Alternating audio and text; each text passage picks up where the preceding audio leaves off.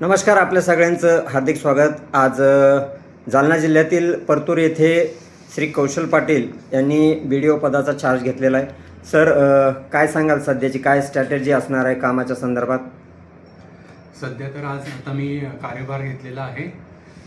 आता सर्व एकतर म्हणजे आजचा दिवस म्हणजे नवीन अधिकाऱ्याचं आगमन नाही आहे, तर आपण असं समजूया की परतूर तालुक्यासाठी जो ग्रामीण भागाचा विकास करायचा आहे त्याचा नवीन पर्व आपण चालू करतो, असंच आपण ठरवूया. आणि त्यासाठी सर्व जे आमचे अधिकारी आणि कर्मचारी आहे यांची साथ मला लाभणारच आहे आणि त्यांच्या साथीनेच, त्यांच्या सोबतीनेच आपण सर्व विकास करूया, हेच एक सूचना देऊ शकतो. प्रशासन हे सुशासनात जर बदललं तर सर्वसामान्य जनतेची परवड होत नाही. अशा दृष्टीनं कामकाज करत असताना ग्रामीण भागातील जनतेला प्राधान्य देण्यासाठी आपली काय स्ट्रॅटेजी असणार आहे? आपलं ग्रामविकास विभाग जे आहे ते एकतर ग्रामीण भागातली जनता आहे तीच आपलं प्राधान्य गट आहे.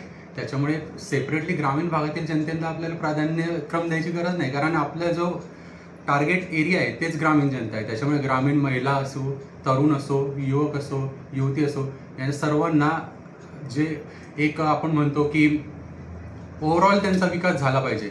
म्हणजे शिक्षणापासून तर रोजच्या जीवनात ज्या येणाऱ्या गोष्टी आहेत, आरोग्य, पाणी पुरवठा, स्वच्छता, या सर्वांवर काम करण्याचं एम्फॅसिस आपलं असेल. या ठिकाणी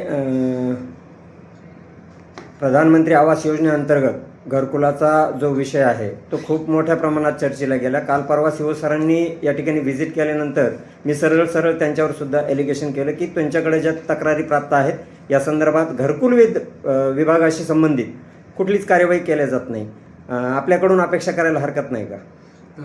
आता ही गोष्ट अजून सर्वात आधी तर तुमच्याकडूनच कळते मला, तर मग मी सरांशी त्याबद्दल बोलतो आणि नक्कीच आपण अपेक्षा करू शकता की जे लोकांसाठी योग्य आहे आणि लोकांच्या हिताचं आहे तेच निर्णय पंचायत समिती परतूर घेईल. धन्यवाद.